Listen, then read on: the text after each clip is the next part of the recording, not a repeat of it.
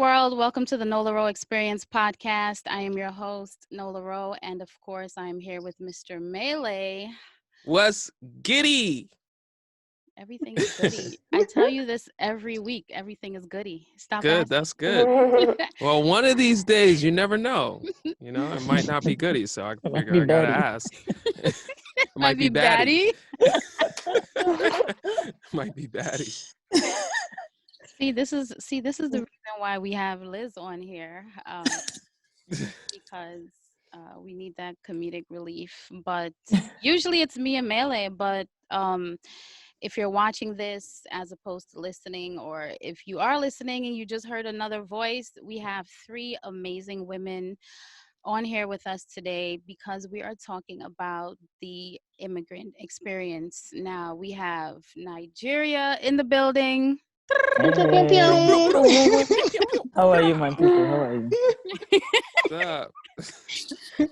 We have Suriname, the Netherlands in the building. And of course, we have Pakistan in the building. That's nice. Yeah, we're all over the planet. It's amazing. We just needed like a Martian or somebody. They don't want to come This here. world. Like, get all down here. Oh yeah, not in 2020. Yeah, you know what? I did see a meme on Instagram where there was this alien. Was it a meme or I think it's a video where she had like this alien filter and she was on the phone talking to her alien friends and she was like, girl, I was just about to go to Earth, but they got coronavirus. They got this. They got chlamydia in the ocean. Chlamydia in the ocean? Whoa. Yes, sir, we do, unfortunately. Oh, that's true. Oh. Wow. Oh my goodness. Yeah. I thought that was, I didn't know that was a thing. No, it's a I real didn't know that thing. was a It's thing either. at the solar caps. We have chlamydia in the ocean. Why? No more We beaches. don't- I do not know. Oh, okay. But Well, yes. we don't swim there anyway, so Yeah, we're cold baths are good for your body. yeah, I'm good. But if you are late, have been living under a rock, or you don't know me, you probably don't know that I'm Guyanese. My accent is right there. You hear it all the time. I don't try to hide it. I make sure that I inject my dialect as much as possible. Sometimes people don't understand. I translate. Sometimes I'm like, I'm sorry, you're just gonna have to miss that one.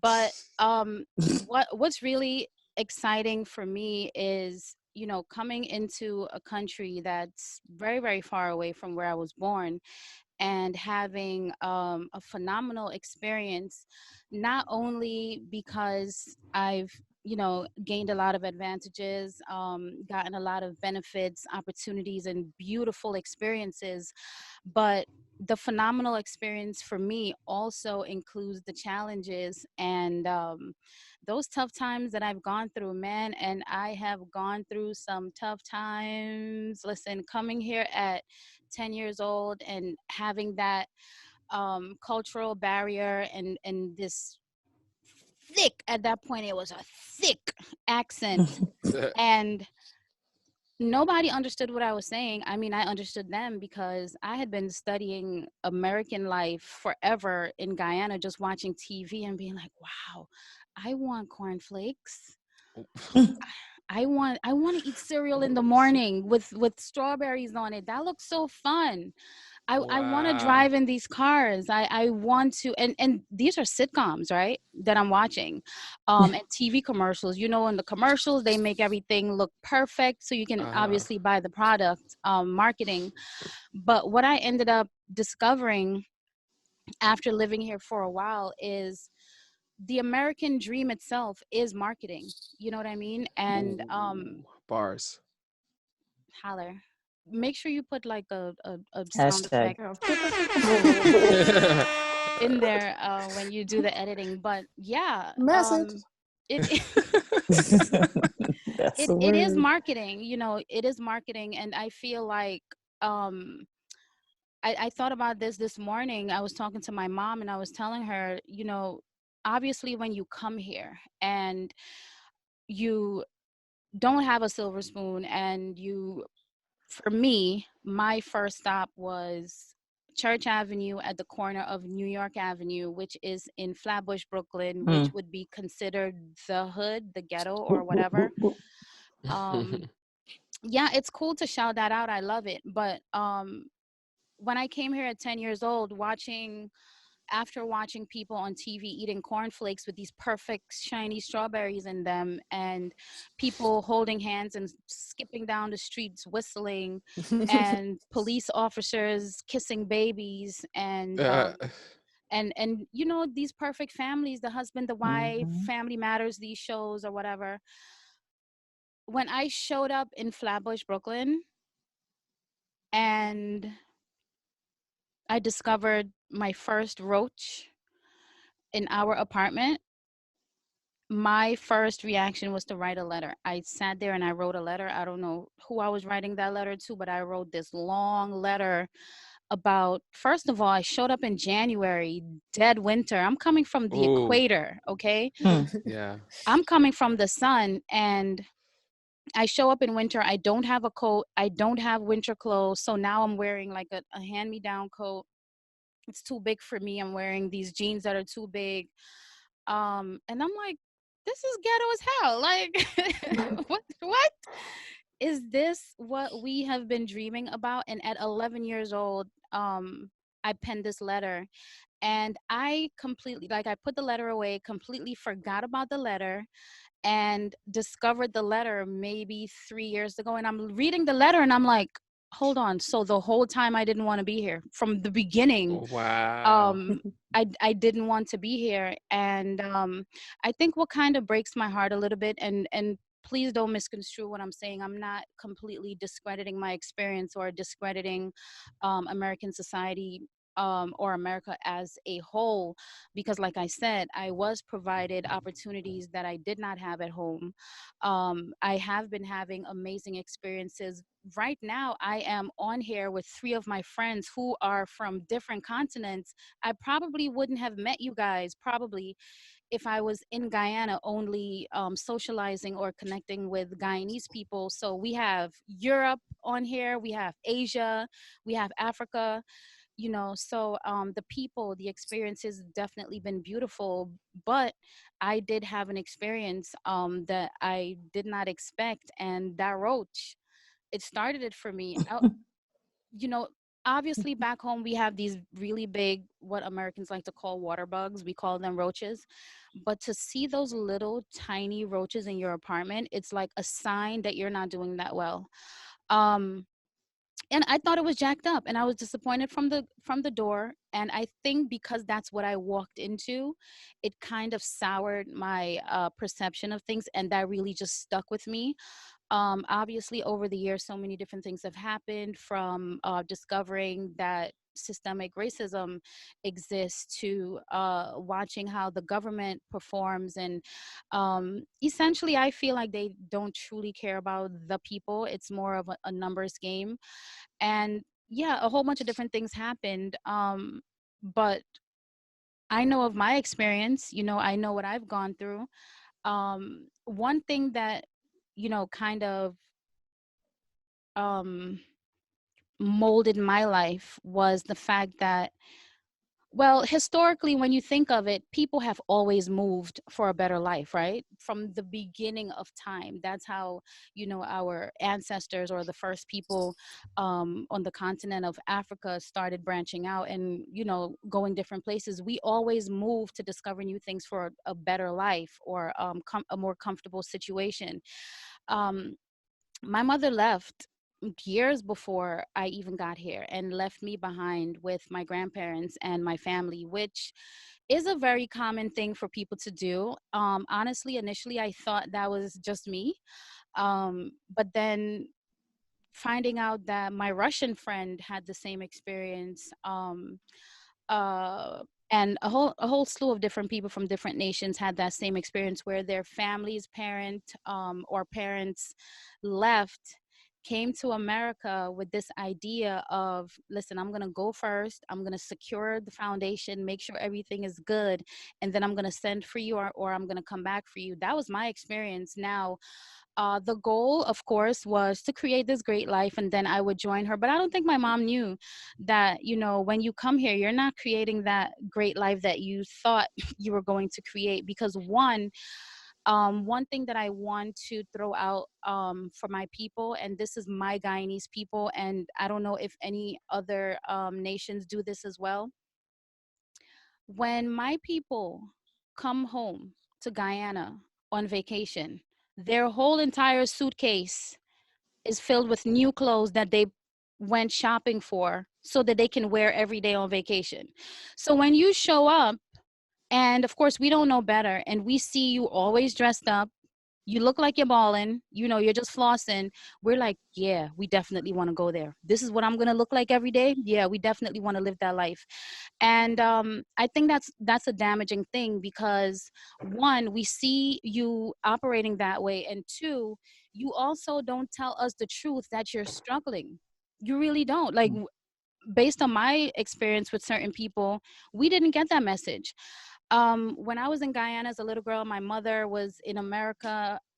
She, at that point, we did not have a phone, we didn't have a TV. We used to have to watch TV at other people's houses, but once in a while you'll get something in the mail. My mom sent me, I'm never going to forget this, obviously it stands in my head to this day for a reason. My mom sends a picture in a letter, wearing this little black dress, red lipstick, and just looks gorgeous. And I'm looking at the picture like, is she having fun? Hold on, she in America having a good time, and here I am in Guyana, just having this weird experience that you have as a child when your parents are not there. um and years later I brought it up to her. I'm like, you were here having a good time and you left me. And she was like, that was New Year's Eve. Like, that was one day that I had on that one dress, but that's not what my life looked like the other days. And that one picture with that dress and the lipstick and the hair, that was my perception of her experience in America. And obviously it was inaccurate, because it was a snapshot of one moment. And I just assumed that she just left me to have a good time.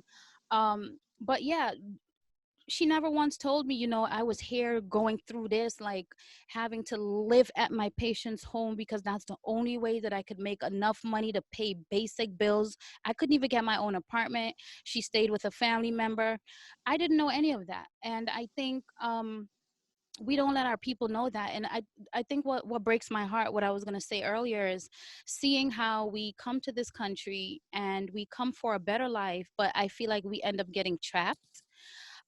So many people come here and feel like they can't even go back home if they want to. I personally know a lot of Guyanese people who would want to live back in Guyana now, because first of all, the weather is beautiful.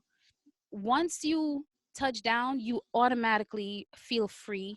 When you watch how people maneuver and how people are living, there's a carefreeness about it. That is carefreeness a word? Is that even? No, but we'll take it. I was gonna say we'll just Now. claim it as one. It don't matter. Oh, Daddy, I'm in a thing. Listen, hi Carbon. Sorry about that. That's my guy. I love him. Shout This out to is his Carbon. office, so I'm just borrowing it. I love him. And he's a Taurus too. Shout out Team Taurus.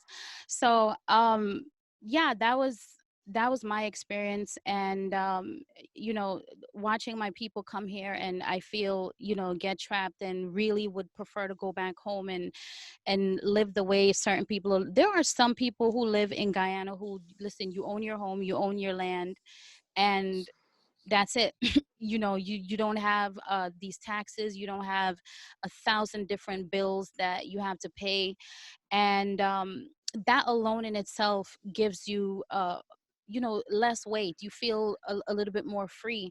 But of course, there's this great marketing for the American dream. And I just thought that, like I said before, my experience is phenomenal based on the challenges and the great things. And I really thought it would be super dope to have the perspectives of, someone from Europe, someone who has connections to Africa and Pakistan, because Asia, because they could be different, they could be the same, and obviously we have completely different cultures. Like, I'm super hyped about this because I want to go to Nigeria. I want to be anywhere in Africa. I want to be in Pakistan. I want to eat all that jira and mixed masala that goes into everything.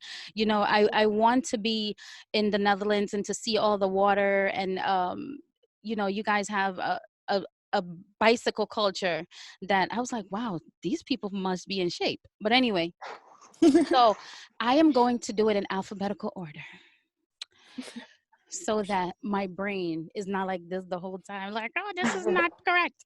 So let's start out with my girl, Anike. Anike, please introduce yourself, let the world know who you are, where you're from, your cultural connections, and then we're just going to jump right into talking about your experience, your immigrant experience. All right. So good morning, because it is the morning. Morning. My name is Anike Akinbode. I'm also married to a Nigerian. So my last name didn't really change much. So it's still, the initials are still AA. So I do have a little one who I was trying to do this before she woke up, but I got her milk ready. Okay. So I was actually born here Hi, in Faith. America. I was born in Washington, D.C. I was born in Washington, D.C. And I'd say at the age of 9, I went to Nigeria. So that was a huge culture shock for me. So I was more like an immigrant in Nigeria, and I learned a lot because I had quite a sharp mouth. And in Nigeria, they help you kind of tame that. I remember saying, "What are you looking at?" Just saying it, because that's just like a natural thing that we Americans tend to do because we think we're the bomb, right? So I'm like, "What are you looking at?" And I did not expect it, but I got a slap from my own peer. And it was like, "Pow, who are you talking to? Is it because you're from America?" I was like, whoa. So, now I'm upset with my mom because I'm like, why would she, like Nola said, why would she dump us here, go back to America to live where we can speak freely and not be slapped for asking, what are you looking at? I couldn't understand it. So my immigrant experience is probably like the reverse. But I stayed maybe about 6 years. So I did go to elementary school there, and I completed secondary school. So I finished high school at the age of 15 because, there's no age limit. In Nigeria, basically, everything is wisdom, What? knowledge. I'm telling you. So coming back to America became a different shock again because I'm originally from DC, and I came back and my mother was in New York. So now I'm thinking, Dagma, you're living the life. Like, you just dumped us here. And like Nola said, just to kind of fast forward, because of course there's a lot of glitz and glam in between, and then there's the not so glitz and glam in between. But my mother's thing was, things didn't work out with your dad. It was just me. I had to make this move. New York was paying better, things like that. I had to take you guys back home to stay with your grandparents while I worked. She never really showed pictures of this glamorous life. I think she did that on purpose, so we don't, because my sister and I were very quip, when it came to things like that. So we would just kind of understand that this is the life we have to live for now, and hopefully sometime we'll come back to America. But when she saw fit and found herself in a more stable position, we were able to come back to America. But I can speak from the perspective of my mother and even my husband as far as being immigrants. My husband has been here for 11 years now, and his accent is still very thick. I think Nola, you met him, so Yeah. his accent is still very thick. And like Nola, he does not want to sound American. He says they cannot speak English. I don't want to sound like that. It's not That's what proper he English. says. Right.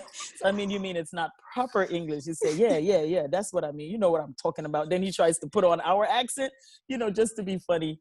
And then my mom, she did fairly well because I was born in 81. She came here in 1980. So, at the time, money in Nigeria was good. So her parents were able to fund her living here.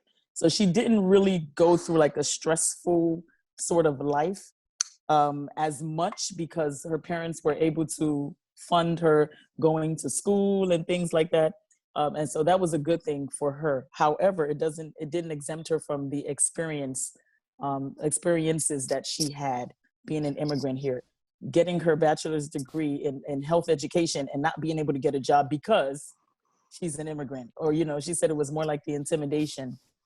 She became a citizen by naturalization, things like that. And the same way she thought America was all about the glitz and glam, but then she realized that's not what it is. She's like, oh my God, I had to come here and I had to walk. I walk. Don't you see me now? I'm still walking. Taking a break is not an excuse, because her thing is, once that time comes and I retire, then I can probably settle more in my country with the funds to do it, because then the living, I should say, the quality of living would be better when you're financially stable. Unfortunately, fortunately, Nigeria is a beautiful place, but unfortunately, there's a lot of poverty, there's a lot of suffering. So it's really those who are well-to-do that do well. Amazing. Well, here's the thing. I like to, and I guess it's a good practice if you're doing something on a public forum like a podcast, to do a whole lot of prepping before and all this stuff. I kind of, and this is how I watch movies as well. If someone says to me, hey, go watch this movie called The Pink Door, I'm just going to go watch the movie. I'm not going to read what the movie is about. I'm not going to try to see who's in it. I just go and watch it and close my eyes so I don't see the stuff that's rolling in the beginning, because I truly want to be surprised. So I kind of take a little bit of a risk when I bring certain people on, and we have conversations like Liz. We could have talked about this before, but absolutely everything you're saying, we're friends, but absolutely everything you're saying, I'm like, what? You were born in DC? I didn't know you were born in DC. And I fell in love with Liz because Liz, can you just super briefly talk about Mama Sade? That's how I obviously knew you before that, but then once I discovered that, I was like, I love her. So Nola and I met through a mutual friend, Felicia Lee. And I met Nola at an event that she had. This was like 7 years ago, 4 years, maybe Girl, 5 years. I can't. It's just been it's been a while. But we just kept seeing each other all of yeah, and we would always see each other at the events, and then we ended up developing our own friendship. And Nola's awesome sauce. I've heard her speak. She's been a speaker at a lot of Felicia's events as well, and so that's what drew me to you. Also, I like people who speak their mind, and again, we're coming from a different background. So I always feel like I can relate to people that way. Like, yeah, I might have been born in America, but I am African. You can't tell me nothing. Girl, I didn't know you were American until last week. Well, I'm African American, right? I guess that term all these actually years fits me. When I asked you to be on the podcast, you're like, actually, I was born here. I'm looking at the phone like, say what? Yes, I was born here, but I think having to live in Nigeria for, since I was 9 was quite an experience. I always claim being Nigerian. I was of a young age when I went to Nigeria. Girl, you're Nigerian. You're Nigerian. So fully, who's Mama Sade? Tell us about Mama Sade. So Mama Sade is the typical African mom that not only Africans can relate to, but Caribbeans can relate to, American parents can relate to, everybody can relate to the Mama Sade. And Mama Sade basically is who my mother is, basically, growing up. I probably add a little extra to it, obviously, because it's content creativity, and so you just Liz, make just it fun. let them know that you actually portray this character on a separate platform. So Mama Sade is my alter ego, right? So I play myself as her daughter. I play Sade, and Mama Sade is her mother. And she's called Mama Sade because that's the thing Nigerians do. So like Nola, what's your son's name, if you don't Pharaoh. mind? Right. So they'd call you Mama Pharaoh, right? Because you're the mother of Pharaoh. That's I how that like is. If that. it's the father, they call them Baba or Baba Pharaoh. So hence the reason why 25-year-olds, when they get married and have kids, all of a sudden act extra old You for know no what? reason I'm because I'm of that putting that. connotation.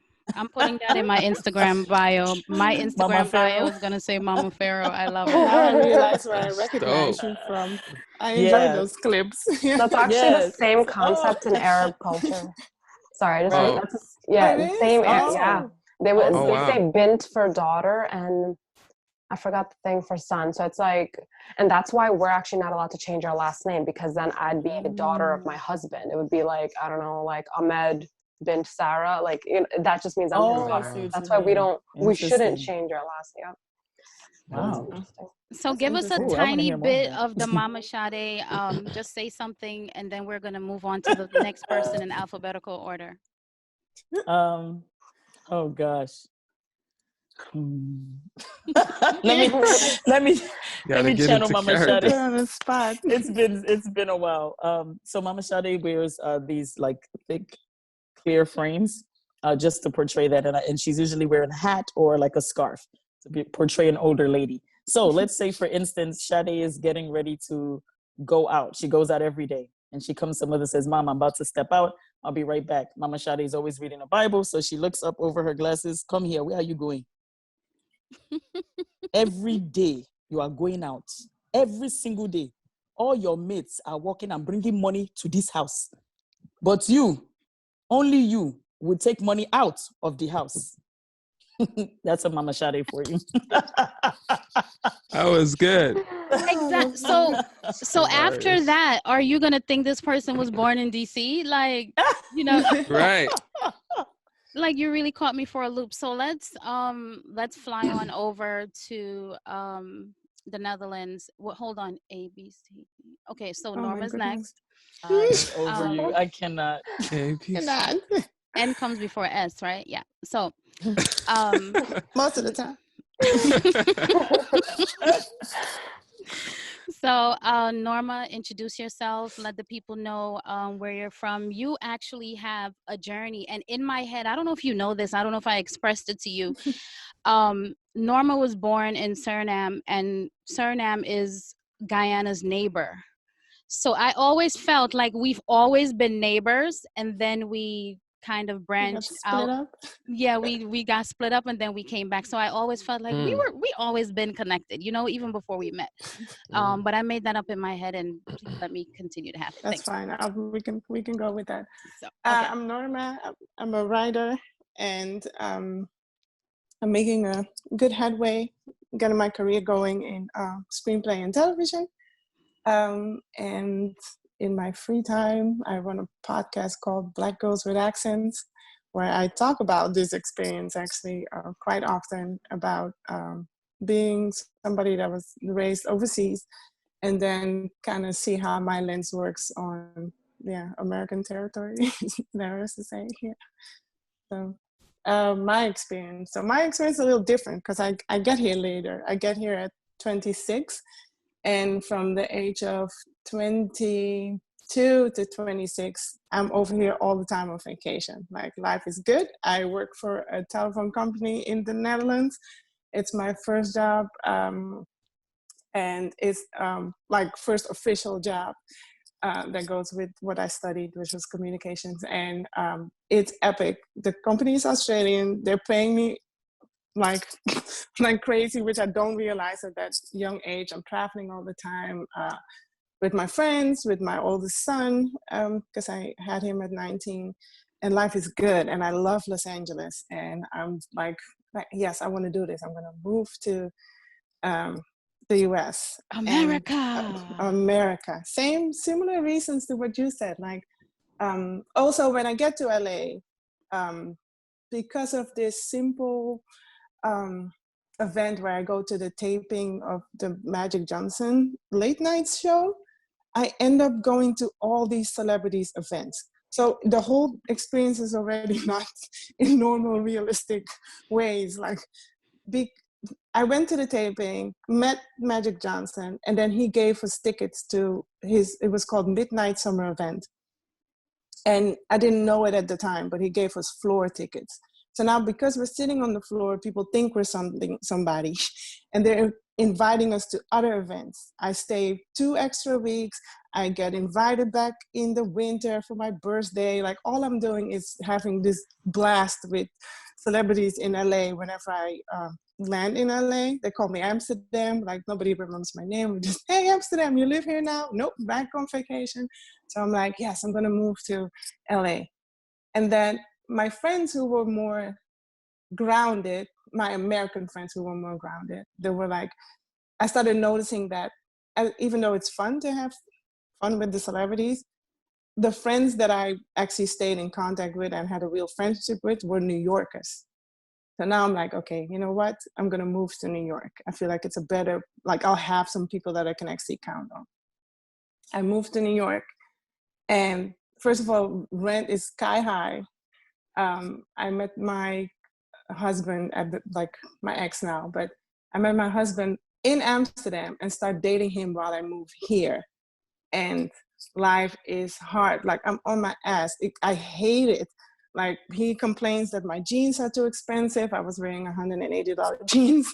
Like I could not adjust that the money that, and then I filed for immigration. They lose my paperwork. It goes to somebody in Tennessee. And so now I have to prove that I did not receive this green card. And so for 7 years, I cannot like leave the US. I can't go to the country where like the Netherlands is for nowhere near that I grew up in any type of poverty or any type of situation where I felt like I didn't have a dime.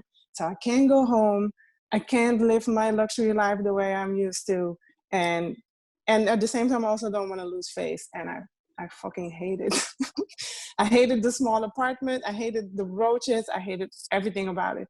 And I was pissed. And I was like, this is America.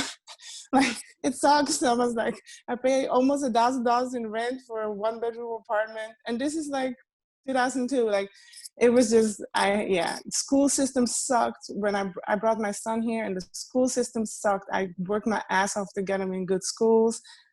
It was just, I don't know. I was always in like, how you say that? Like thinking like, should I just let this go or should I just like hold on and try to make it? And it was mainly because I always wanted this career. I want to work in television, and it's finally getting there. But it took me a long time. It actually took me this Caribbean lady that I spoke to, because I explained my anger, and she told me that it takes every immigrant at least 10 years to settle in, and that kind of like calmed me down. And I was also really just missing. I was in my 20s, so I was just really missing my materialistic stuff, and I was missing my car. I was just my space, my clean streets. And it was just, it was rough. It took me a long time to adjust. I was a nanny for years because there was really I couldn't get the jobs that I used to have back home.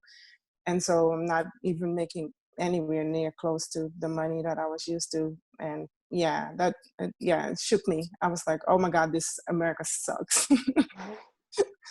But I do think my son might have a similar experience to what you said. He came here at the age of 8 and kind of the same as me. He came from like a good life, from like having his own room and traveling with me to being in a 1-bedroom apartment where I had to pull out the couch at night. And he was probably like, what is this lady doing? Why are we here? The American dream. That's what that is. Yeah, he was like, what the hell? But I think now when I ask him, he still says that he prefers to be here. And I think overall it's because the dreams that we want to pursue are still more attainable here compared to in the Netherlands, where it's socialism and things are kind of more capped. So you live a good life, but there's no over the top, I don't know how to explain it. So they just I feel like they keep people in a different type of drunken state. It's a more pleasant type of drunken state. So you could live there and have a great life with your family and feel good. But as far as like reaching like amazing goals, I feel like they found a way to cap that. You don't see that often, and especially not for people of color. And so I feel that the goals that I want to achieve here are more possible, even though it's a rougher setting. Mm. Okay, well, a lot of the questions that I plan to ask you, you've already answered. So thank you Word, me for too. ruining that. Okay. Um, Sorry.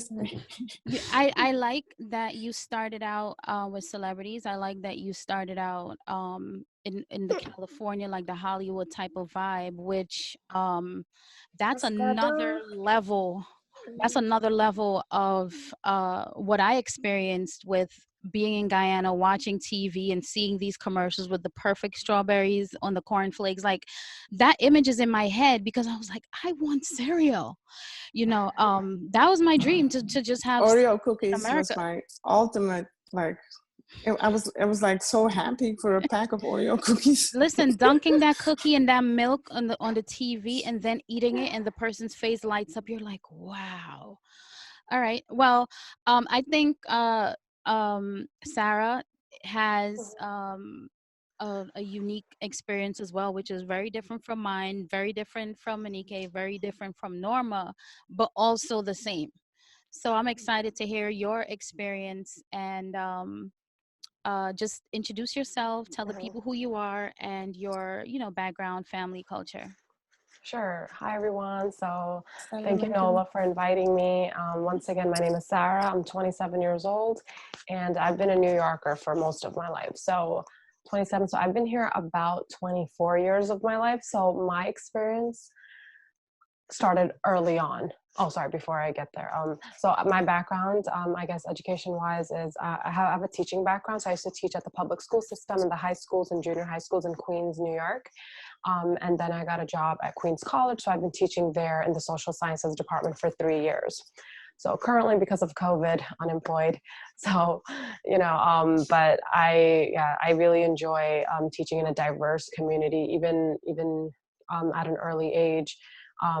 In my teens and stuff, I intentionally would surround myself with diversity, like at the homeless shelters. And, I still am a big humanitarian, and I just love diversity, anything diversity. When it comes to dating, it's pretty diverse too. Like everything, my friends, my group of friends who I identify with. Yeah, so that's who I am, and I think I embraced that through this immigrant journey, and it starts back when I was 3 years old. So my experience is a little different because I was a little ignorant to how difficult it was, and that's why, I would learn through my parents. So what I'm about to share is not only my experience, it's my whole family's experience, especially my mother. My father came here way before, like 10 years before my mom, similar to a lot of your stories. Usually it's the son that they would never let the daughter leave, across seas and just, experiment, So many people from Pakistan, like my father, it's not just America, right? Yes, America has this, this American dream that they sell, this yellow brick road to, supposed success, and everyone has an equal opportunity, in the ladder of meritocracy, or that's how they sell it. Even today, when I visited Pakistan 3 years ago, people still believe that it's guaranteed success, and I think that's a huge misconception. Everyone kind of has to start from the bottom, unless you're like a prince or, you come from money, right? From another country. So my father started in Europe, many countries in Europe, even Turkey, just to see which fits kind of. They usually go with a group of friends. In this story, you'll see a lot of Pakistani uncles. They all share the story, men, and then I guess a lot of them settle in Canada. But anyway, so with our story, when my mother came here, she was a mother of 4 young girls, right? And my brother was born after. So, last night we were talking in detail about like how in the beginning of our move here, like she still actually doesn't know much English, and she didn't know any better. So I feel like she would get lost taking the subway system, when grocery shopping, like, she didn't know how to communicate properly. And I feel like you're an easy target to get conned or something. So we don't know if that ever happened, but I feel like it could have happened, but as for me, when I was maybe 5 years old, the public school system, that was completely new to me. And I also didn't speak the language. I was actually put in ESL. But then I was quickly moved out. I learned English through TV mostly when I was 3, 4 years old. But I turned 8 years old. That's when 9/11 happened. And that's when me being an immigrant stood out more. You know, once again, I'm 8. I'm not like a little 8-year-old terrorist, but that's how people would see you. No, really, like even teachers, you don't forget that. Even as a kid, you know, there are some children that like my little niece, she's 6. She'll remember things when she's 3 years old and 4, like details, you know, because it affected them that much. And, you know, they're like little sponges. They don't forget certain very, you know, either tragic or, you know, any like anything that made them feel like really like the it traumatic. yes, exactly. Thank you. You know, so for me, I had a girl who pulled off my hijab, you know, when I was in 5th grade. And you know, you just like, these subtleties do matter when people point them out, when the teachers treat you differently, or, you know, they don't pick on you, they don't smile at you. Not all of them, you know, but just in general. I was raised in Brooklyn. So for 15 years, I was raised in Brooklyn. And then we moved out on the island when I was in high school. And once again, that also completely shifted my experience. So Brooklyn wasn't so bad. I mean, as we all know, New York City, very diverse. I felt like I fit in. You know, I was junior high school. Everyone has a mixed group of friends. You know, you never really, you know, they don't make you feel so left out, because you know better, because they're your people. You know, you look out for each other. Because, you know, I feel like there's 2 levels of ignorance. One is when you know, and, you know, you intentionally, you know, disregard what you know, and you just have your preordained thoughts, like, okay, you're a terrorist, that's it. I don't want to look at you any other way. You know what I mean? Or other people, it's like, when I moved out here, they're just not exposed to a lot of Muslims out here on Long Island. And in this Franklin Square community, it is predominantly mostly Caucasian Americans, you know, just white Americans. And I used to work at a restaurant nearby here, and some people would refuse to speak to me. I don't know if that ignorance was because, oh, they thought I didn't speak English, because one of them did say that. And other people, it was just because they were ignorant, and they're like, they requested my manager, they don't want to be served by me. So that, I think, it speaks for itself, where I just felt like I was not welcomed in my own community. And I swear to you, when I first moved here, when I first moved here in 2011, I used to wear hoods all the time. Hoodies, I like hoodies anyway, you know, but I used to, because I had to walk to work. It's on Franklin Ave, which is a couple of blocks away from here. And I was like ashamed of being visibly Muslim. I swear to you, and when I used to ride my bike, I just didn't want to stand out. In Brooklyn, it was never a problem. You know, you're celebrated, diverse. There's diversity, right? And out here, this is where it was tough. And ironically, this is 2011. This is not, you know, not 80s it's or just 90s. now. Exactly. So, you know, it's important to be, I think, socially conscious about your surroundings. I do that. I feel like it's a responsibility to each and every one of us, you know, to you know, train your moral compass, or train the people around you. You know, my parents, they you know, send us to public school system. They sent one of my sisters to private school though, but I feel like they even agreed the best thing to do is just to expose, you know, everyone, like, especially at a young age, you know. Like, I believe in, so when people say we have to be more tolerant of it, I don't believe, because tolerance, I think, has negative connotation. So when we think about immigration and just people who are from other countries who came here, it's like we are taught to tolerate them. And I think that's not what we should do. And I feel like I had to do that, and other people had to do that with me. It should be celebrated. It should be, you know, like, just not tolerated. You know what I mean? Because there's a lot of implicit biases, and I like, there's no reason I should still feel this way. But now, like, I embrace it. Like, now as an adult, I'm unapologetically Muslim. I am Pakistani, and I'm American. You know, and that's right. Right. It's, and I don't know if I think you guys can agree, the greatest struggle is like finding the balance. You don't want to lose your culture, and then, you know, we are American. Like, I am happy to be American. I'm blessed. There's so much we have here that we wouldn't have otherwise. But I do mostly identify as an American Muslim first, because I was raised here since I was 3. I only went to Pakistan once for 3 weeks, and I felt like a tourist. So isn't that crazy? I feel like that's where we can disagree with our stories here, because I mean, I lost my language, and I think that's kind of, my first language was Punjabi. I lost that, you know, growing up. When I was 4 or 5, I learned Urdu. Urdu is a more proper it's the main language in Pakistan that is spoken. Even now, my Urdu sucks. My dominant language is English. So for me, with my immigrant experience, it kind of had phases, and it just, it's interesting. I do want to hold on to it. Like, we're not that patriotic, I'll be honest. We used to be. So a few days ago was the Pakistan Independence Day, right? Pakistan, India, after the war in 1947. And my parents used to take us to those Manhattan, what do you call those parades, right? Mm-hmm. You have the flags. We were actually on the news when we were really little too about it. So they wanted us to my father couldn't afford to take us to Pakistan every year. And he says to this day, he's like, I regret that so much. I just wasn't able. He went a lot because of like land and family issues, but I went at 23 years old, and that's 21 years later since I came to America. That's a long time. You know what I mean? It's a long time. So I mean, overall, that's my experience. But I just celebrate it, and I'm so glad we're having this discourse about immigration. It should never stop, and we're like, and I think especially with this platform right now, each of us are at different levels, and it's important to understand how and why we got there, And it's not just my story; it's our story. So I just love to be a part of it, and I just want to thank you again. That's right. Yeah, of I course. like what you said about Yeah. when you go, since I was born in Suriname, and then you go there and you feel like a tourist. I did come to realize that I am a product of the Netherlands, and what I mean by that is that like my lens is very much Dutch instead of Suriname Dutch, or even though my parents were Suriname, have it more of a Suriname lens. And then one thing that I wanted to add to what you were saying was that, how they say like New York is the melting pot. And when I came here, that used to make me angry, because what I missed about the Netherlands, and I'm saying it because of what you said about 9/11, because that's the same time the shift happened.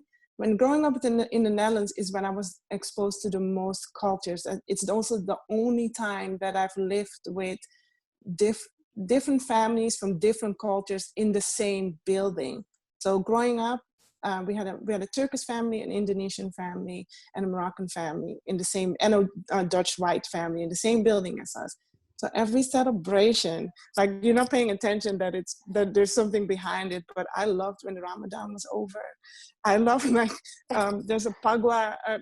Even though those people didn't live in our building, but Pagua is the festival with the powder and stuff, and we just got invited. And we get to go. And I used to celebrate all these things. And then you come to New York and they're like, it's the melting pot. And I'm like, so where are they? I don't see any of these people anymore. I just live with one block of people, the Hasidic Jews, the Caribbean people, the African American. It was very, I missed it. But then when 9/11 happened, the Netherlands became extremely biased against Moroccan people or Muslim people. And I was really disappointed. I thought we were so when you said that tolerance part, that stayed with me, because I really thought that we were really bonding with these people. And I actually do think that my generation, the 70s, feels different than the older generations, because we really grew up with their children. Like, it was very normal. My friends went to Muslim school on Sunday. And like I see them in regular school during the week, and then on Sunday they would go or Arabic school, I should say. But I just miss that here it's not as clear like what a mosque is to other people. Like, it's just a building. I just feel like if we're a melting pot, America can do a better job at enjoying each other's cultures. I like that point. That's something I've never thought of. I've never thought of that. And the reason why that stands out to me is because in Guyana, there's a very, very large Hindu culture. And, I don't want to throw anybody under the bus here, but let me just be honest. There are a lot of people, a lot of Black people and a lot of Christian people who despise Hinduism because of the different deities and the different gods that Hindu people do worship. And as much as that's a heavy thing there's also the fact that whenever they have holidays, we're all up in it. Like when it's Pagua, like you mentioned before, We're all in the pagua. We're throwing the people's powder. You don't like their religion. You don't like their culture, but we're eating their foods. All those desserts, they Yes. make 600 different types of cakes. We're eating all of them, pastries. And Diwali happens. We're all up in the Diwali parade with the lights. And even in New York, so we are very much familiar with their culture and what they do and their religious practices. But you're right. I think here, as much as there are multiple cultures, there are multiple races, ethnicities, and whatever, we are very uneducated about what other people are involved in and what other people do, because for a very long time in my head I thought America doesn't have a culture. Like, what do you guys do? Mhm. Right. We have a culture. We have very specific things that we do other than the national holidays. I look at it like, what do you guys do? Like, what is your Nothing. They celebrate. They Well, celebrate us. They well, celebrate No, they murder celebrate Yeah, us. yeah. and They murder. there's celebrate no the America immigrants. without us. hold Labor on, Day was stolen. Labor Day was stolen hold from the on, Caribbeans. They don't even celebrate This soldiers. is They something we can celebrate. agree on. Yep. Yes. Like, hold on, hold on, hold on. So that was a trigger question. Yeah. I guess so. I was like, let me Triggered. answer this first. Let me This say is no, nothing. No, everybody answered nada. it. Everybody came up like, well, Uh-huh. Yeah, well. they Not a I like that goddamn you thing. said I like Sorry. that you said they celebrate us. Wow. Yeah. Guys, thank you. Listen, these Hmm. perspectives are so important. Mhm. I I don't want to make it seem, I have my issues with the American society. Obviously, in order for you to become the most powerful person or the most powerful entity or the most powerful nation in the world, it seems like the way things are set up now, in order for you to do that, you do have to, and I don't want to do this to make it seem like we're on different levels. Casting. I don't Hmm. look at anyone as if they're here and we're here. We're Right. here or here. We're here. Yep. Um, and the reason why I look at it like that is because you could walk into a room with a suit and a tie and say, hey, look at my bank account, it has 10 figures.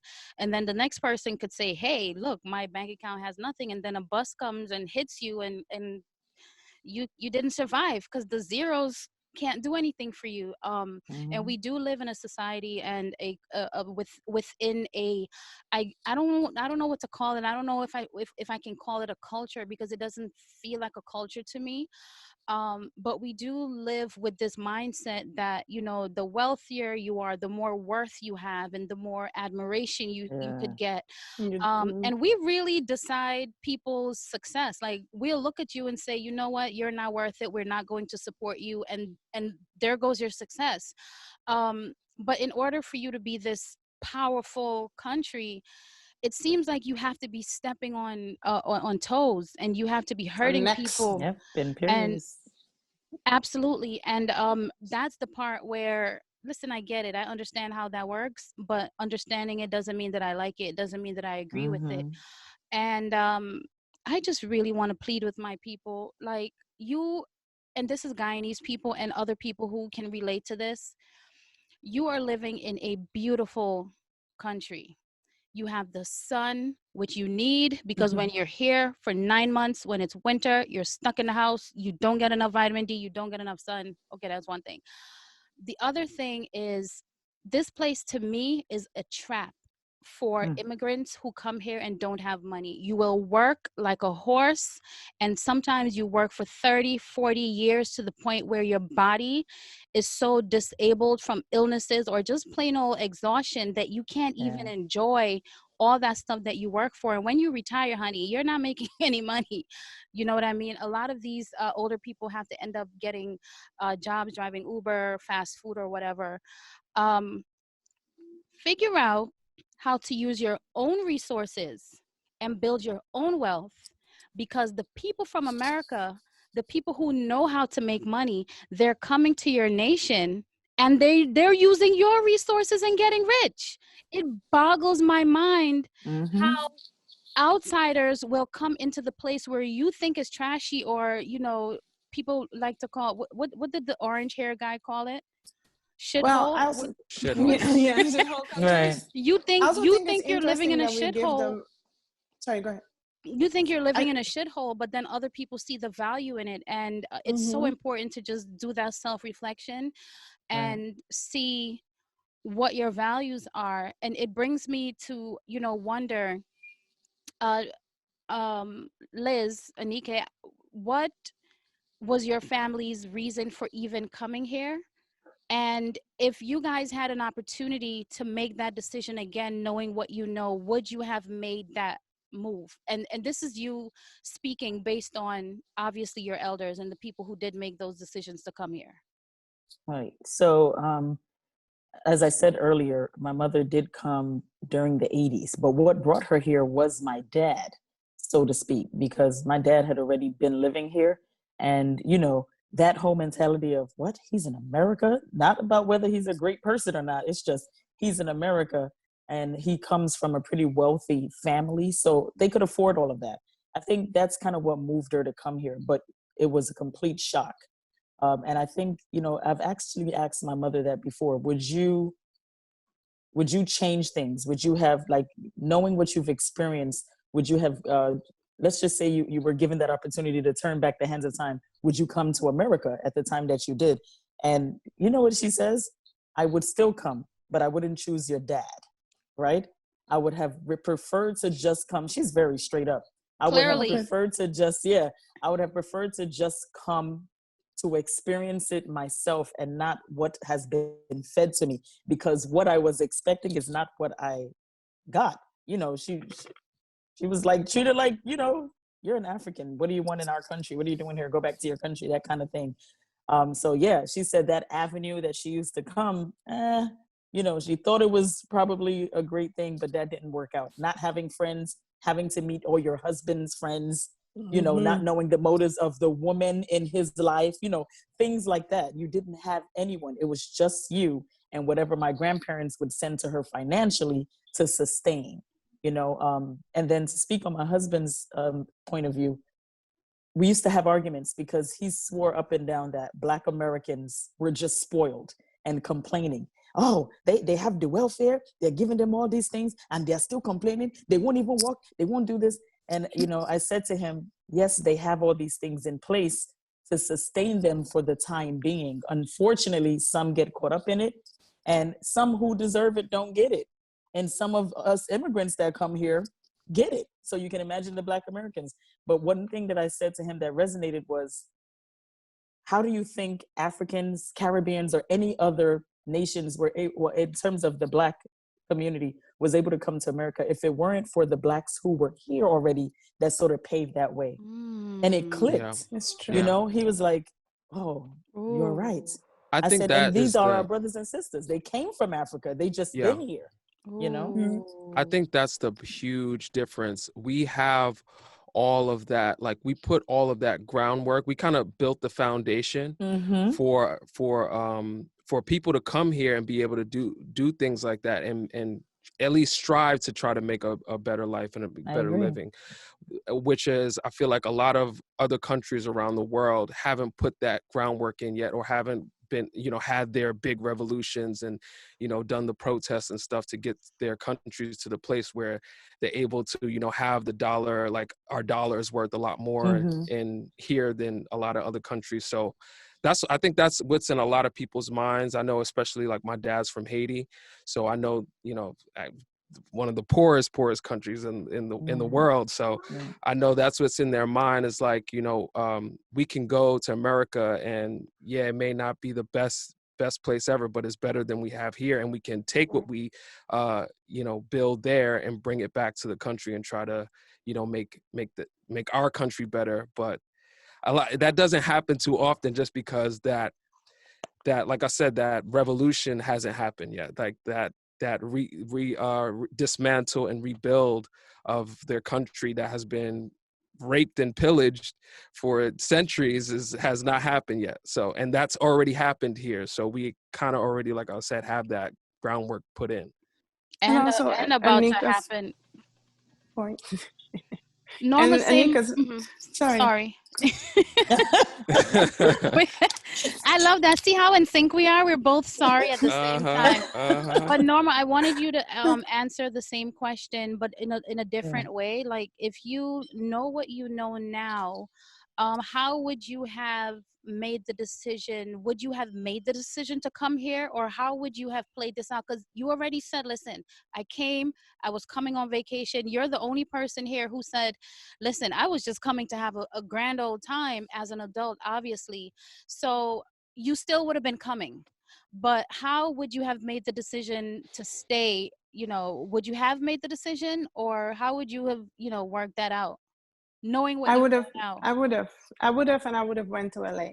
I wouldn't have been scared because if I really think back, my goal was to work in a particular field, and I think because of fear and of being alone, and like that's what I was going to say to Anika's point, like to not have people that you feel like any type of community. You don't know anybody. My English was not as, I used to say, how do you say, like 1,000 times a day, because I just didn't know how to express myself. And so I didn't believe that I could go for that job that I really wanted. And so I feel that fear put me in a different place.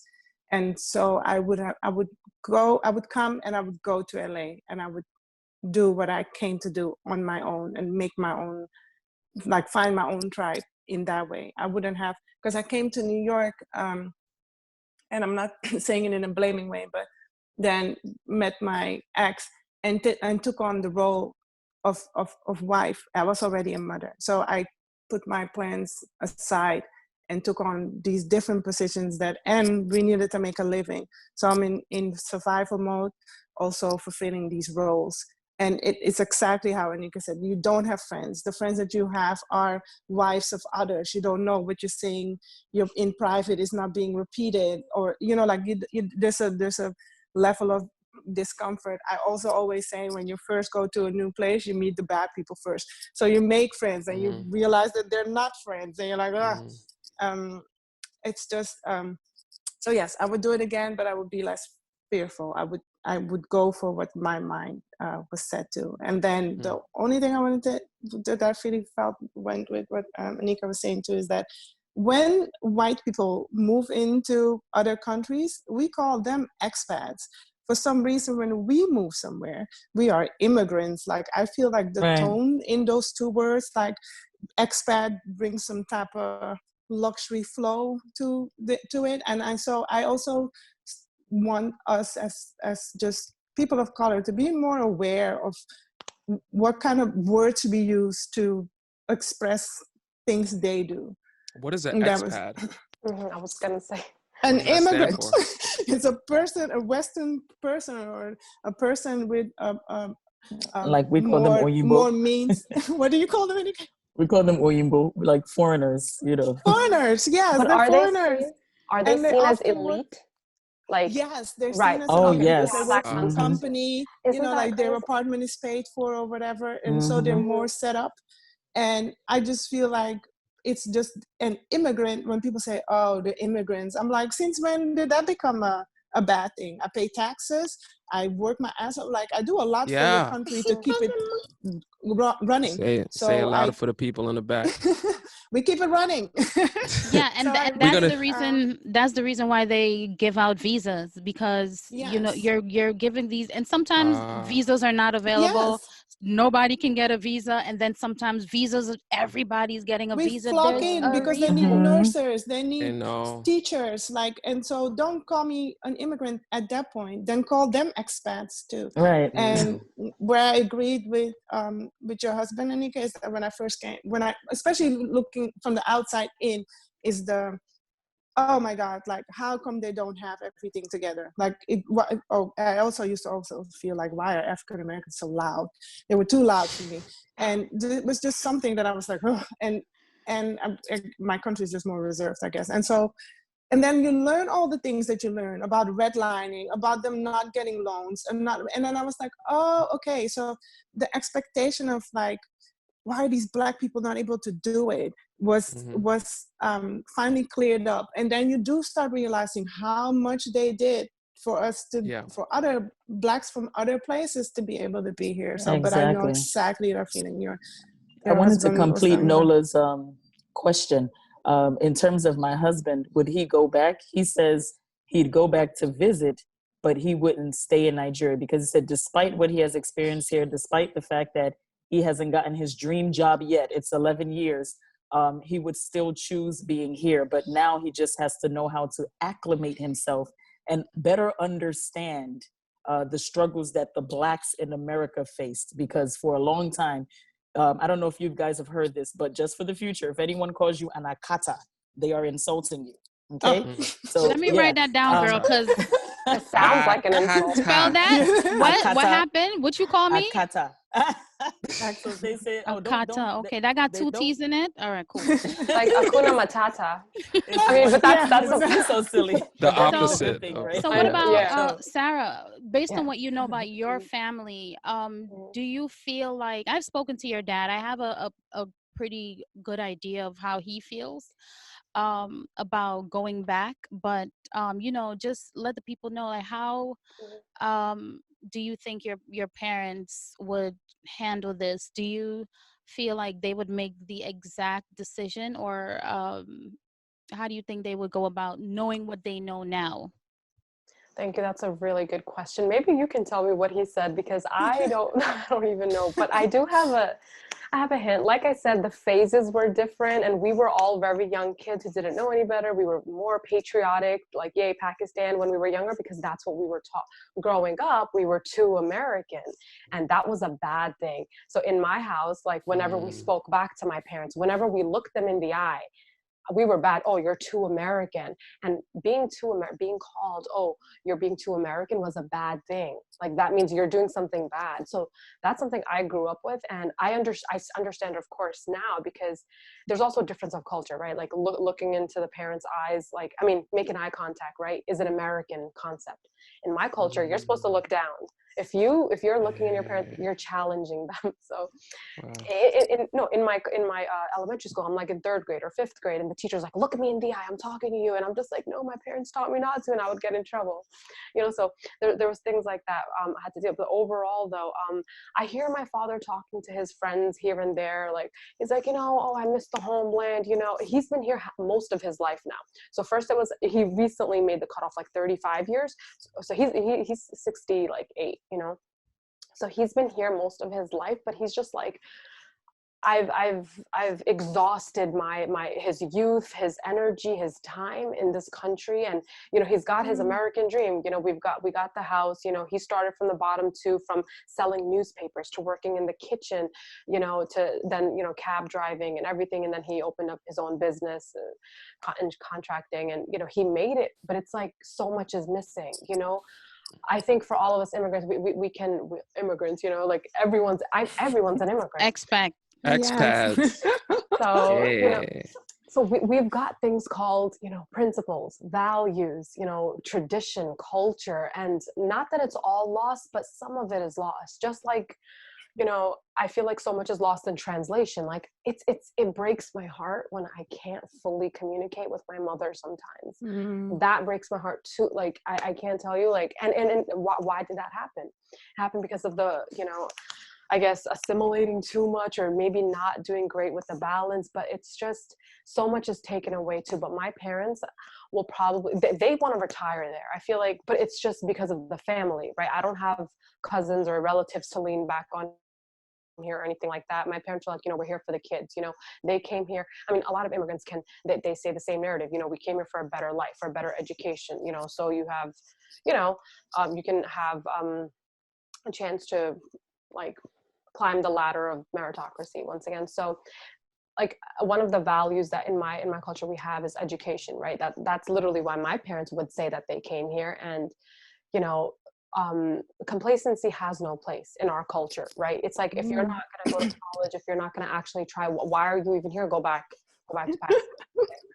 But to be honest with you, I would never. I am an American first. I know that might sound a little like I am proud Pakistani, but like this is all I know. This is what I mostly know. I can never live there because it's, I totally understand. you know what I mean? And Mhm. like, Yeah. also you don't have the same opportunities there. In Pakistan, like India and other, it's very classist. If you are in the poverty system, you're going to stay there 98%, you know, Mhm. like, and if you're in the upper That's class, Nigeria too. Yep. you know, Yes. and it's, I've been there for 3 weeks, and I tell people, I was like, my least favorite thing about Pakistan was the level of classism, and then the acceptance of it, and the ignorance of like the lower class. I was lucky enough to like live with this really wealthy family. If you're in the army, you're super rich. You get this free car. You live in this colony. It's a closed off colony with big Trump walls, Mm-hmm. you know, and like, no, really. And it's just like, and it's so, and right outside of it, you see people like who look like my grandmother, my nieces, and they're beggars. And I was told not to give them money. And like, it's just, they're so desensitized. Over here, it's just like I said, I love putting myself outside of my comfort zone. So, you know, whether the homeless shelter, whether volunteering in like Houston or Puerto Rico, like I love it. I loved it, you know? So, and then when I go there, it's just like, they other people too much. I can never. So I would say no. I love it here, and I'm blessed. I am blessed to be an American citizen, because there are people who are not American citizens living in America, and they're having it really tough. So at the same time, you know, we say all this stuff about, you know, how horrible this country can be, and Uh-huh. our leaders. I mean, there's no question about it, but I think we really are blessed to have what we have. Even my Yeah. mother says she wouldn't go back. So and go I back. think we love this country so much that we just want it to do better. You know, like how like our parents are, you know, say to us, like, Yeah, I we love you agree. so much, we want you to do better. That's how that, Mm-hmm. because being American all my life, you know, I'm super grateful to be born and live in this country, but I have that feeling like, dang, like we should be better than this. We should Mm-hmm. be doing better, much better than especially what we are right now. But yeah, man, I love this country so much that I wanted to do better. And a lot of you hear the narrative all the time that if you're not white, like Anike was saying, they add the African American, Pakistani American. It's like, Right. we're American. Like we're like I have family members that have been here longer than some of these white people on Long Island. So it's like, Mm-hmm. why do we get into that argument about like, oh, you're not fully American or this and that? It's like, no, our family members have been here, have built this country, as many immigrants have. You know what I mean? So it's like that whole conversation getting into, you know, the semantics about American is just ridiculous. But That's just And it. that's the love it. misconception too, that all the white folks in America are Americans. Yeah. And I beg to differ, but Where's the no, they first lady aren't. They're from? immigrants too. If we're talking about immigrants, they were immigrants. That's Right. different. What Yes. is she from? Off Is the this bat, they were Czechoslovakia? immigrants. Come on. Where's the first lady from? She's Russian, isn't she? I Or don't one of them. know. Yes, Is I think Slovakia. Or Czechoslovakia, yeah, something like or that. old. Yeah. Who Just cares? I to mean, go I with. went to No, my St. point Croix is one like, time. It was nothing but it was really sad. I went to St. Croix, which is an American island, but it's supposed to be predominantly blacks there, right? And I was really shocked, even though I was on vacation and having a good time. I almost felt bad that I was having a good time, and the locals were working for the white people who own property in their land. Like, so I say this to say that for those who are watching, and a lot of immigrants who think that the white people are living the great life, no, even white people know that they don't own anything in this land. And this is why they go to our countries to own and to try and learn our cultures. they And we're so Airbnb. free. Yeah, that too. Yeah. Yeah, they do that Yeah. in Puerto Rico. They Same do. thing. Yes, that too. You Well, know, they go to our countries to try to conquer. And so we Can I? need to I'm sorry. appreciate what we have. and they do, Yep. and the reason why they're able to do that is because a lot of us, we have this ingrained inferior complex. You know, we really believe that Yes. we're inferior, and we really Yeah. believe that when these people show up and they look so different and they Mhm. speak well, that Quote wow, unquote.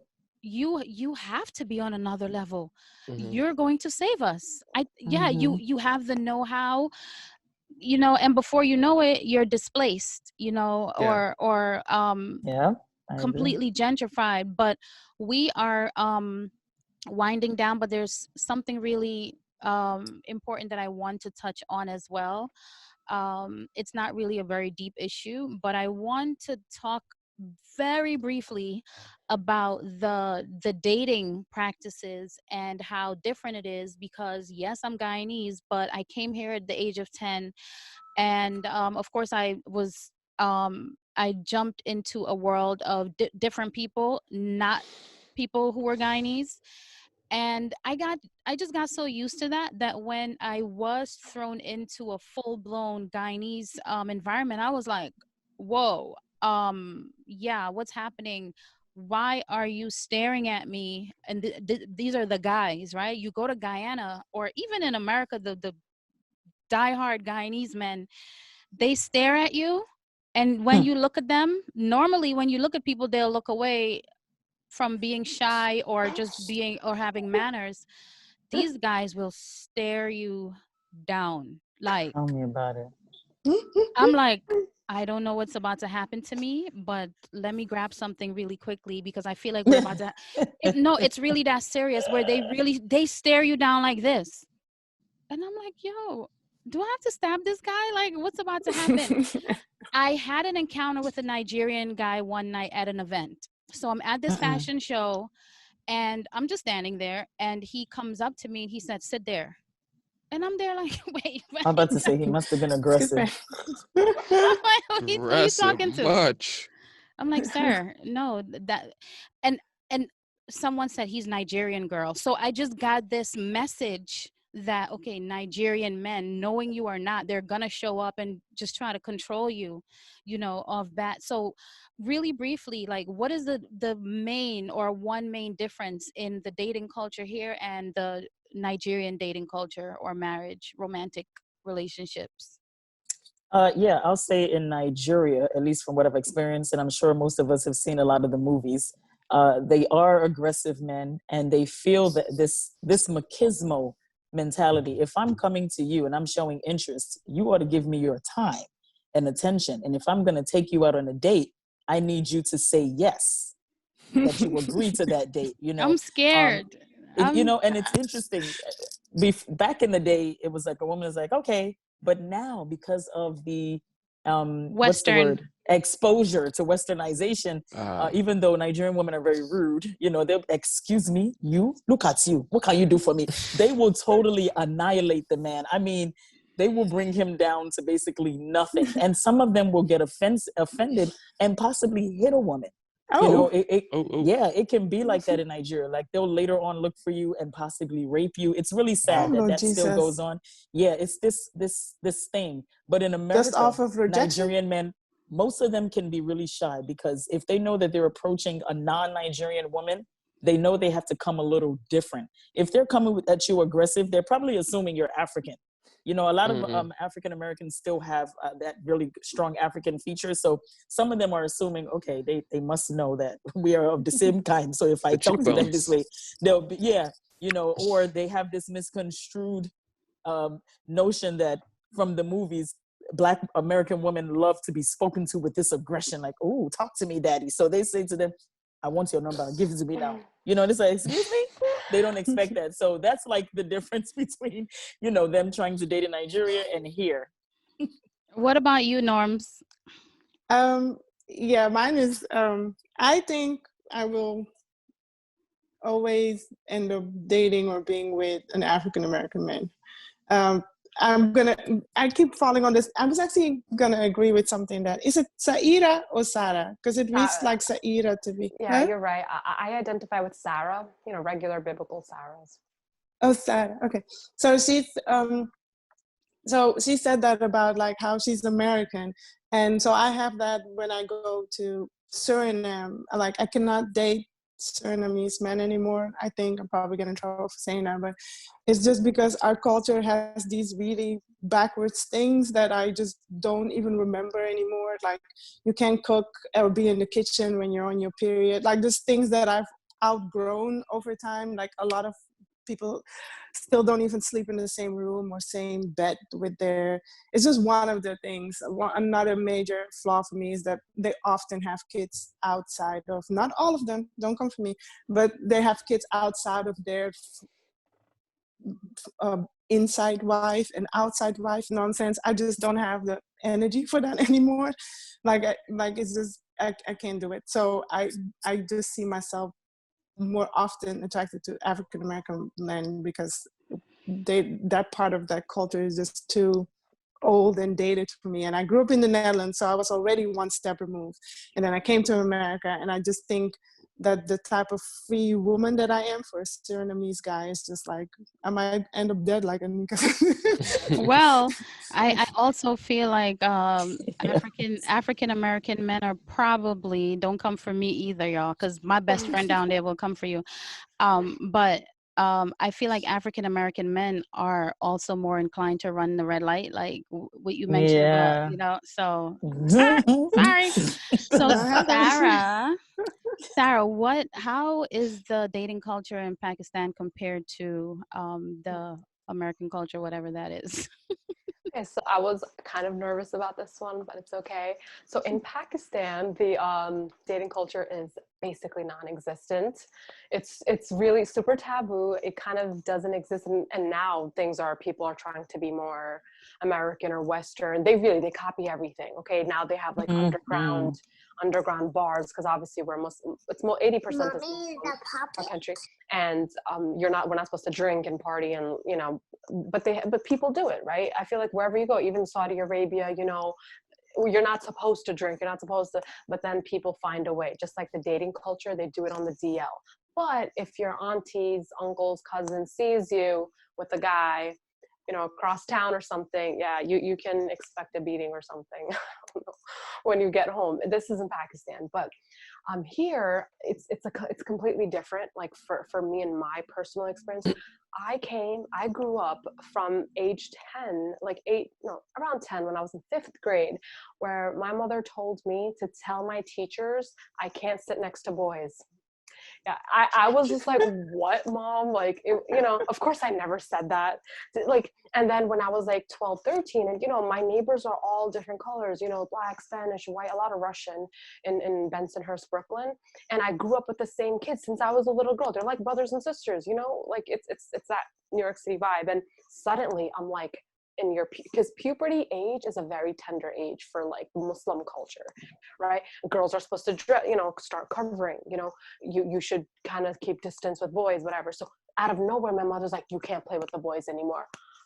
I'm 11, 12. You can't tell me that in America, So we would sort of try to fight that, or like, it didn't make sense. Maybe my parents, I don't know, they didn't have like the best way to explain, or it's just, maybe it's I disagree with that. So like you said, I'm sorry, Carter, no, No, sorry, Norma, it's okay. Norma, so Yeah. I'm so sorry. I've been going by those names, but yeah. So, your mindset changed too over time. And I personally reject so much about the Desi culture. Desi means South Asian. That could be India, Pakistan, Sri Lanka, like South Asian. So I reject a lot of things in the culture, and even American culture, but this is one thing I'm like, to me, it makes sense that I get to know someone before I marry them. As you guys have heard, we have arranged marriages. Arranged marriages are not forced. It's more like they hook you up. Your parents' friend's son, they want to hook you up with them. And you can go on a date, but with a third person. That's how it works.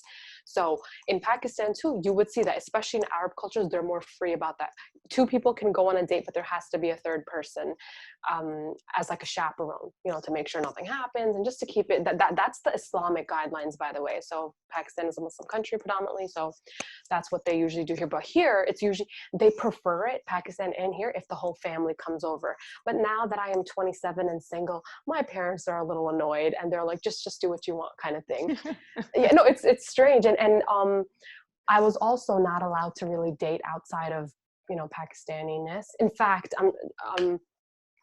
like we have caste. We have a caste system. Remember, I was talking about the class system. We have a caste system that comes from India. So people who are in your group, like the upper class landowners, like the Chaudhrys, we are the Chaudhrys, for example, or Jat. There's a caste system from South Pakistan. You can't marry into them because you're supposed to be better, or like, you downgraded or something. You took an L. You understand? So it's really complicated, and that still exists. But today it is difficult being here, and there's not a lot of options, or whatever the case may be.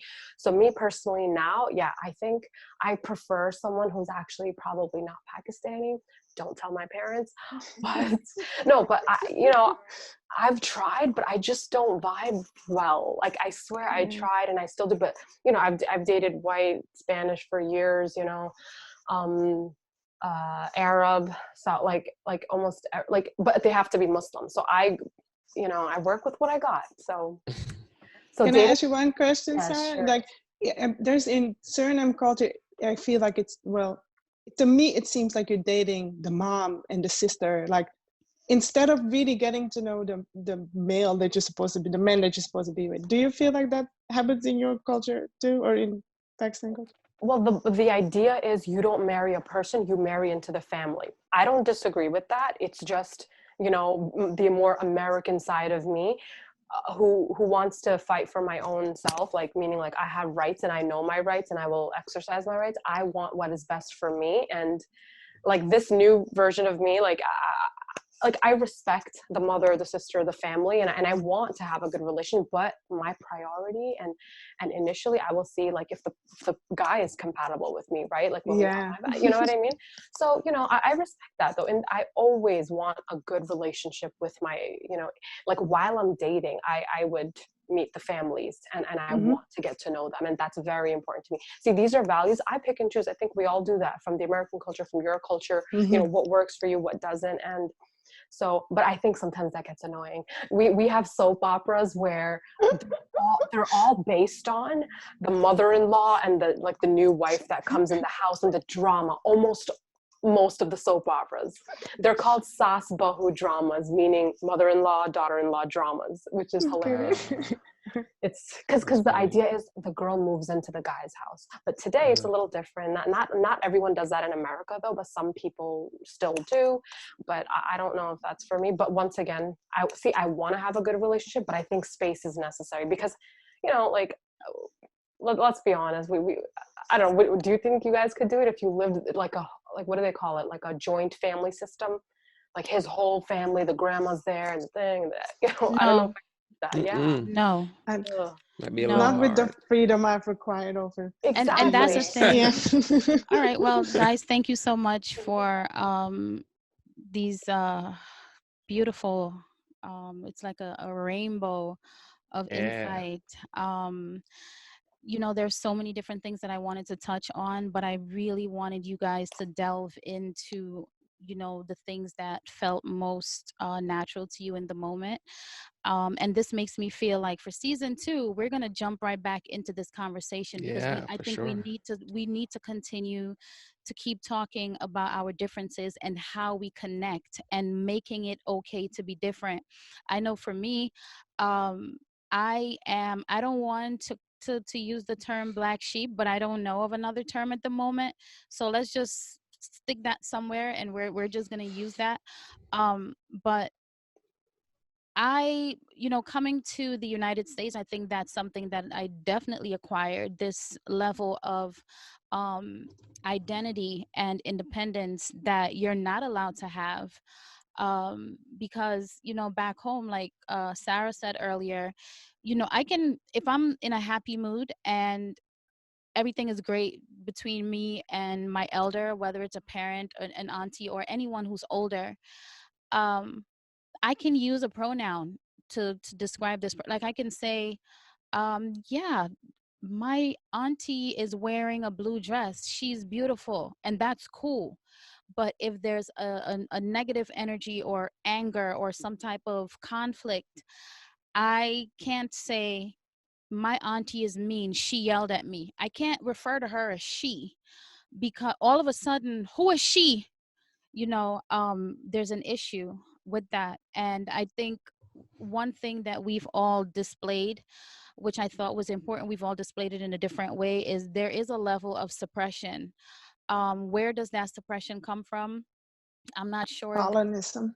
Sorry. yeah, I was just about to say, I don't know if that Hmm. suppression comes, if the root of it comes from our culture, or if the root of it comes from these outsiders who uh, definitely have brainwashed and mind fucked the entire planet, to kind of make us feel like this place that we're at right now is the ideal place, because it boggles my mind to see that there's this one powerhouse of a nation and everybody else just wants to be in this one place. That's not by accident, guys. Like, think Hmm. about it. It's Yeah. not Some seriously strong Kool-Aid, a lot of sugar. listen, it's You it's know, the Out of sugar. it's the red one. So I think recognizing that, there is some type of pull, there is some type of intentional brainwashing, there is an intentional message that's thrown at us, that make us fantasize about this place and want to be here. Pay attention to that. um Embrace each other's differences. I don't like the word, like Sarah mentioned earlier, I don't like the idea of tolerating people.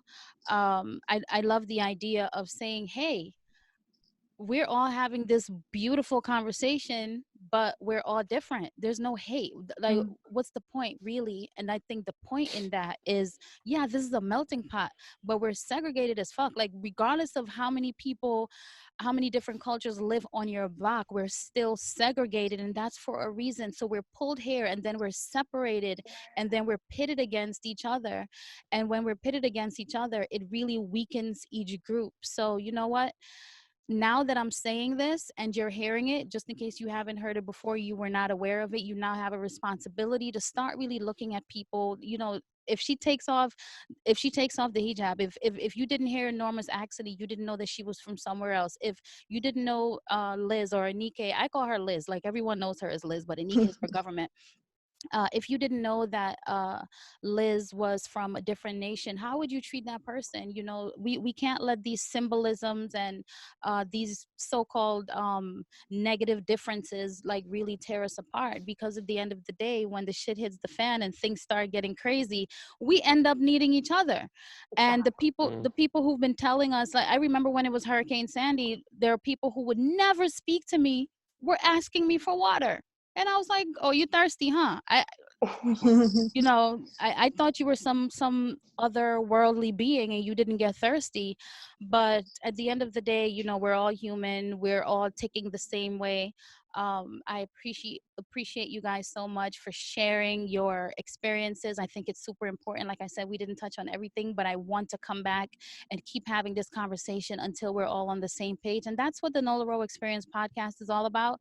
It's really about giving our people and when I say our people, I mean people who want to be in the same tribe, Uh-huh. giving our people the opportunity to have our voices resonate all around the planet and change certain narratives, because the other forces, they've been talking and deciding things for us this whole time, and it's time for us to start making that switch. So super shout out to Anike, who has a wonderful podcast as well. And of course the character Mama Sade. Shout out to Norma for being here. She also has an amazing podcast, Black Girls with Accents.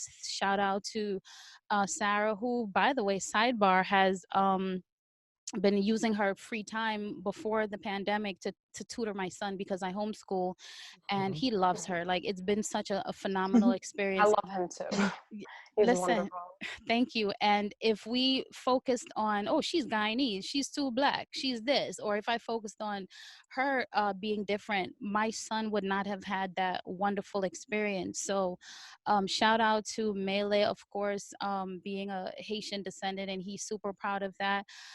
Shout out to the Guyanese people. I love you guys. I disagree with a lot that you do, but I have a map of Guyana on my back. So there's no love deeper than a tattoo, No, um, especially a back tat. It's a big space. shout out to our producer, Shot of Adrenaline, whose family is of Jamaican descent. This is Bro, like bro. Yeah. this is literally a really nice melting pot, for real, because we actually accept and we fuse with each other. I love you guys. I appreciate you. For the people who prefer to watch us on YouTube, make sure you leave a comment, make sure you like it, make sure you share it. And the reason why we ask that is every time you interact with our videos, it tells the algorithm that you're interested, and then the algorithm says, somebody's interested, let other people see it, and then you help us become more visible, because a lot of times people are like, share, subscribe, and you're like, why? No. So let me tell you why. Let me tell you why we ask you to do that. If you're listening on Apple, definitely leave a review. We're on Spotify. We're on pretty much every platform that you like to listen to podcast on. Of course, we're on Anchor. Thank you guys so much for listening. Thank you for watching. Thank you for showing love. Thank you for supporting. Let's continue to help the people who are usually quiet get their voices resonating around the Yes. planet. Thank Super you guys. facts. Love you. Thank you. Thank you. It was I just wonderful. Appreciate you We're all. wearing red, Yeah. white, and blue. The guests Yeah. today. I just realized, Oh, fire. Oh, I mean, yeah. and that I'm wasn't Somebody planned, take a screenshot. what in the world? I'm wearing blue and white. How did we do right? this? And he's wearing white. But I'm saying the three Yeah. guests today is The specifically. gut work. Wow, Yeah. that's crazy. I didn't even realize that. Great Yeah. eye. I love it. Well, Awesome. you guys are my experience, and I am super ecstatic to be yours. Make sure y'all come back now. Yay, Much thank love. you. Peace. Bye. Thank you guys. Nola, Nola.